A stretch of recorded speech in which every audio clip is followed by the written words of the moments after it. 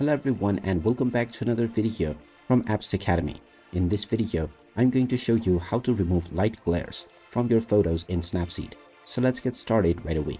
First of all, open up the Snapseed application on your device, and once you open it up, you can tap on the open button or the plus icon to open up any image that you would like to edit. Once you open up your image, you can begin editing it right away. Now, if your photo has various light glares that you would like to remove, then just tap on the Tools option and tap on Healing.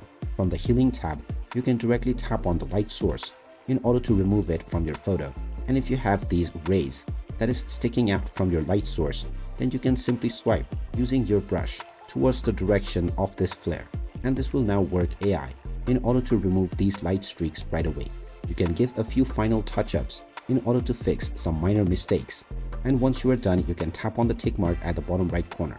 And by this method, you will be able to remove light flares, light streaks or light rays from your photos and then export them from the export button. And there you have it. That is how easy it is to remove light flares from your photos in Snapseed. If you find this video helpful, make sure you hit that like button and subscribe to our channel if you haven't done so already.